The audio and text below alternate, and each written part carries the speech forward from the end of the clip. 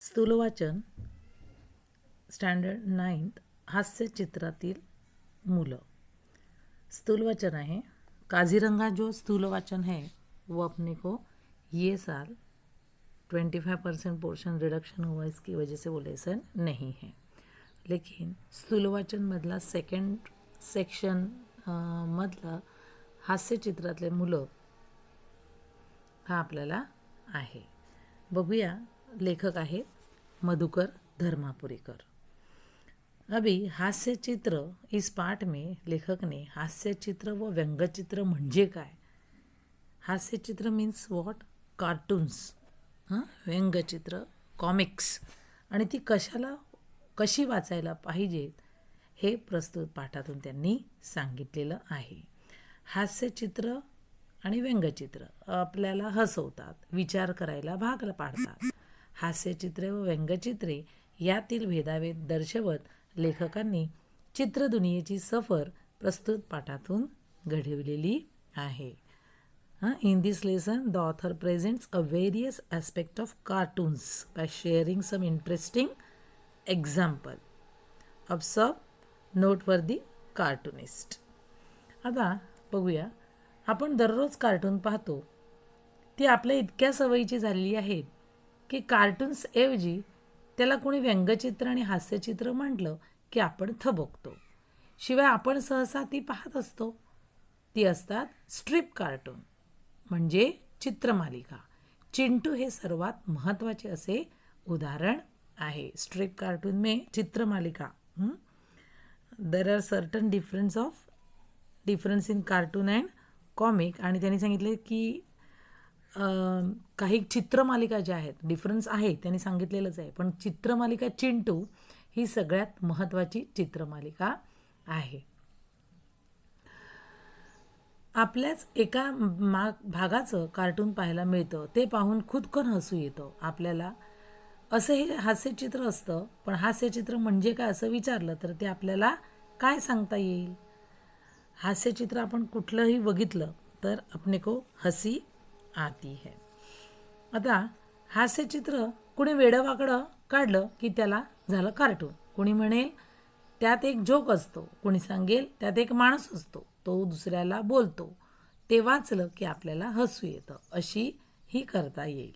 पण सफाईदार रेषांनी काढलेलं गमतीदार चित्र म्हणजे हास्य चित्र होय। त्यांनी काय सांगितलंय की तुम्ही एक व्यवस्थित जर एक छानपैकी अशी रेष काढली आणि मग त्यानंतर त्या रेषांनी एक गमतीदार चित्र काढलं तर ते आपल्याला काय झालेलं आहे, हास्यचित्र होतं। मतलब जो चित्र से हमें हसी आती है।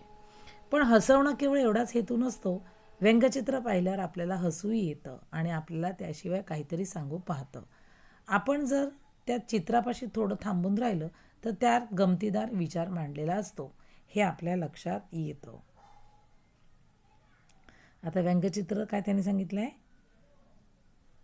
व्यंगचित्र मतलब जो ड्राइंग के साथ चित्र निकाला जाता है कार्टून्स, और वो अगर हम लोग पढ़ेंगे मतलब वो देखेंगे और उससे पता हम लोग को चलता है कि उसमें कुछ संदेश भी छुपा हुआ है।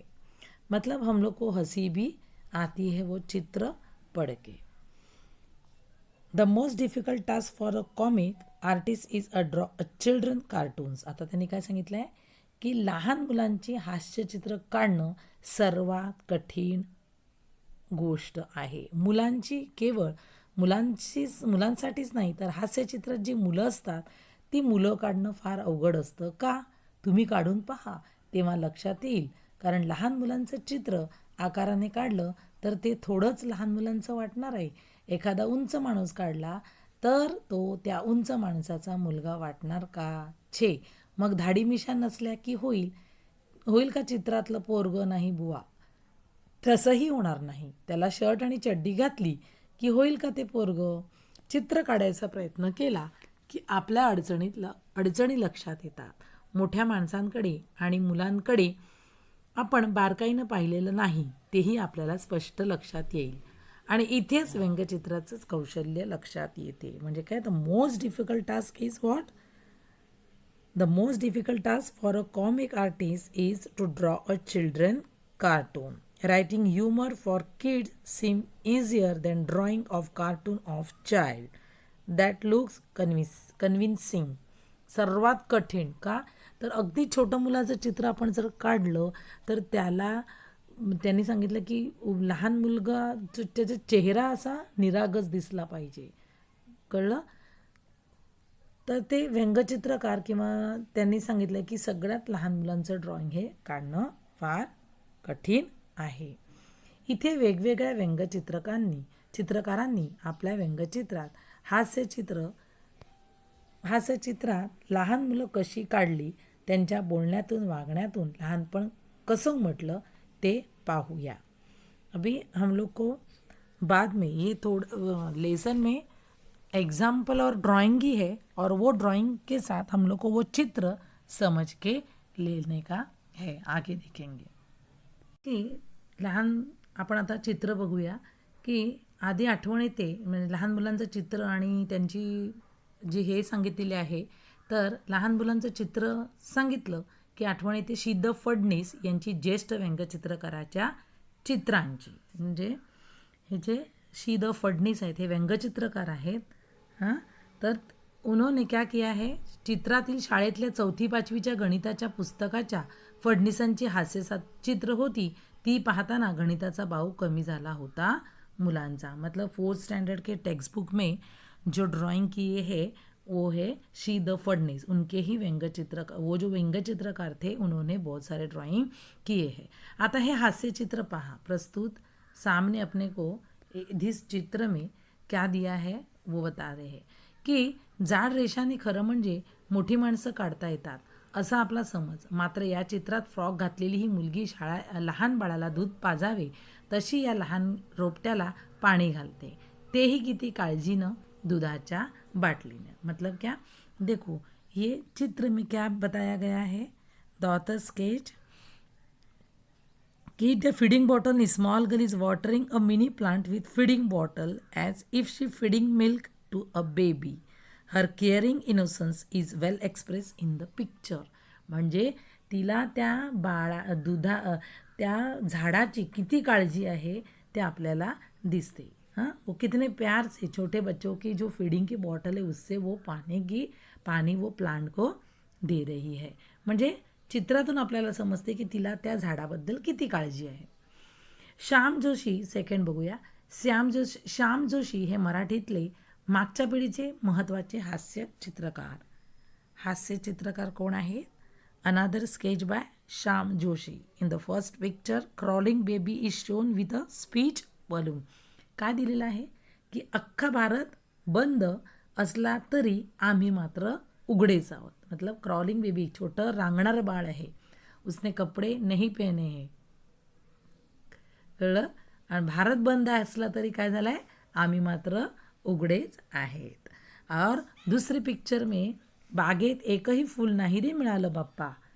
देखो गणपति बाप्पा को ये बेबी क्या कर रही है, शटल कॉक जो बैडमिंटन में फुल शटल खेलते हैं ते अर्पण करायला लागले, ते वहायला लगलेली आहे.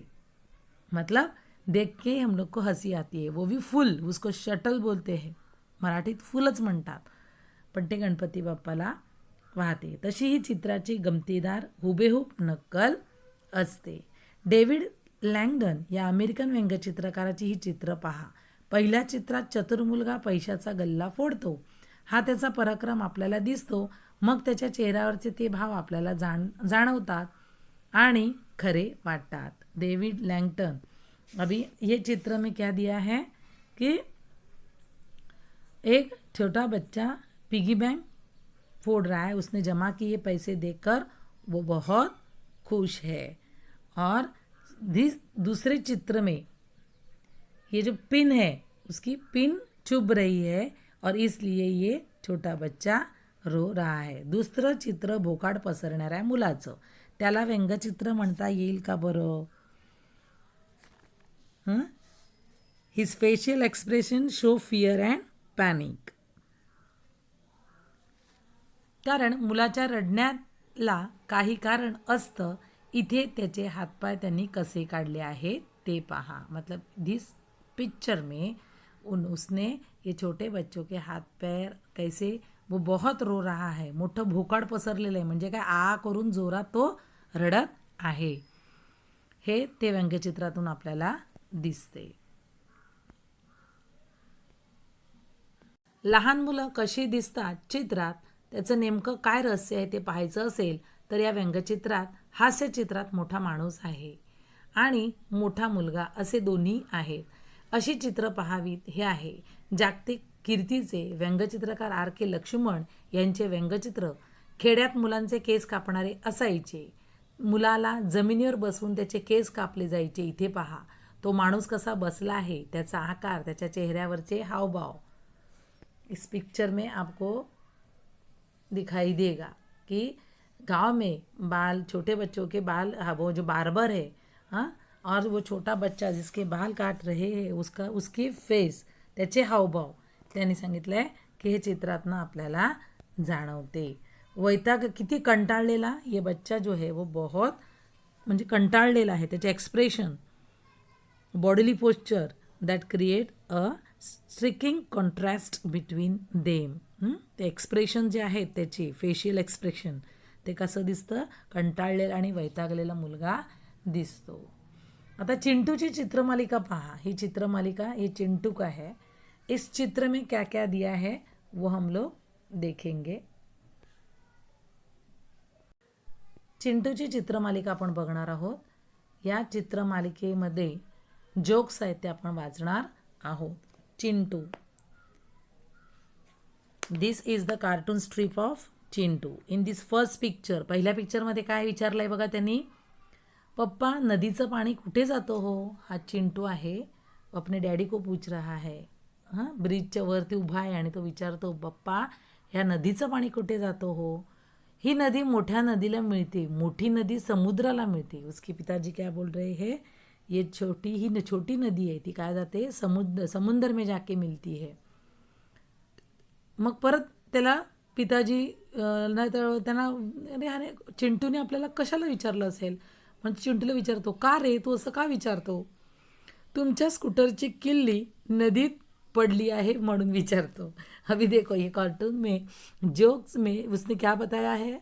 क्यों पूछ रहा था चिंटू, क्योंकि उसके हाथ में उसके डैडी की स्कूटर की चाबी थी और ये स्कूटर की चाबी इस पानी में गिर गई है, इसलिए वो क्या कर रहा है, उनको पूछ रहा है, पप्पा या नदीचं पाणी कुठे जातं. समझ में आया.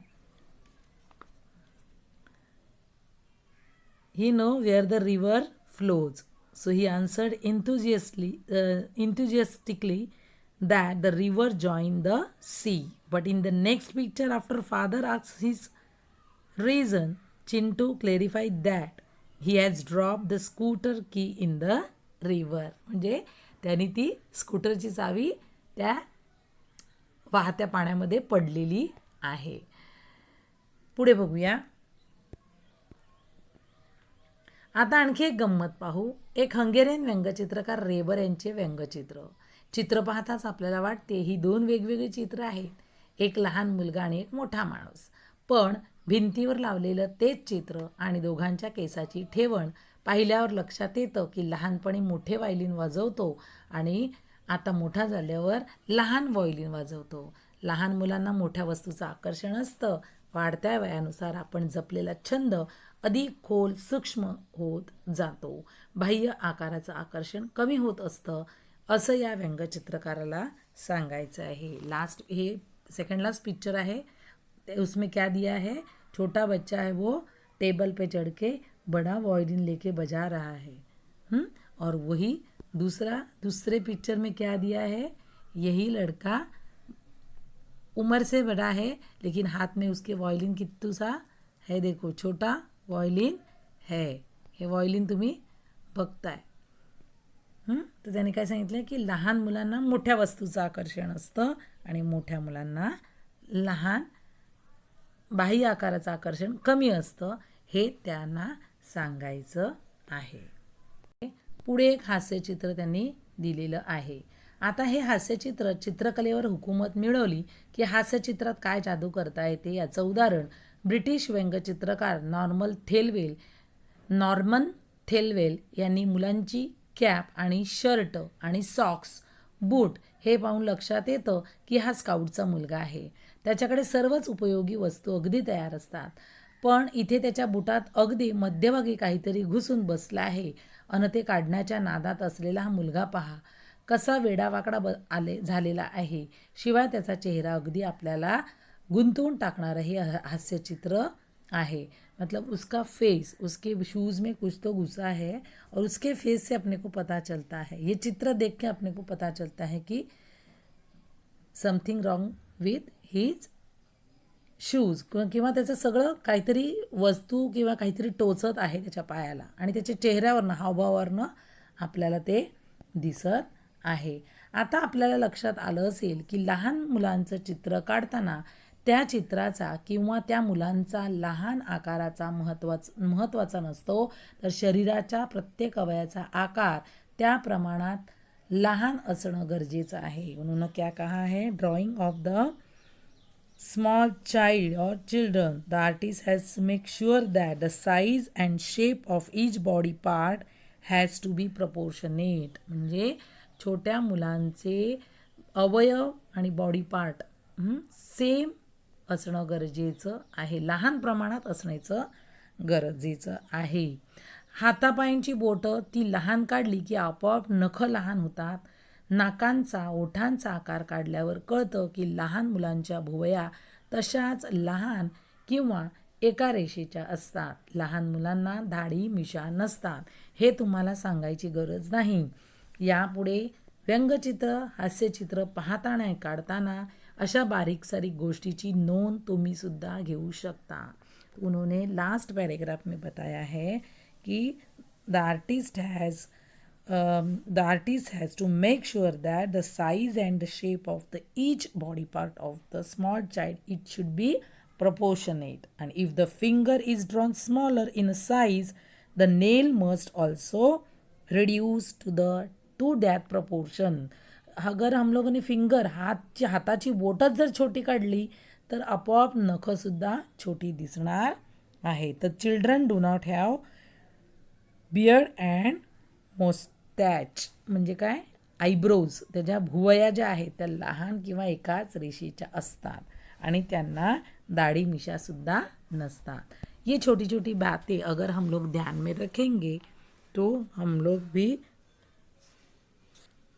We simply enjoying the cartoons. आपण बारीक सारीक गोष्टीची लक्ष दिलं तर आपण हे कार्टून बघून आपण एन्जॉय करू शकतो. तो इस पार्ट में कार्टून्स एंड कॉमिक्स, हम लोग को कैसे लाफ, इट मेक्स लाफ, आपल्याला कसे हसवतात आणि मग ते चित्र दिलेली आहेत और उस चित्र के एग्जाम्पल के साथ उन्होंने व्यंग चित्र कैसे ड्रॉ करना है और छोटे बच्चों का खास करके कैसे ड्रॉ करना है उस बारे में बताया गया है. यहाँ ये लेसन ख़त्म होता है. Thank you.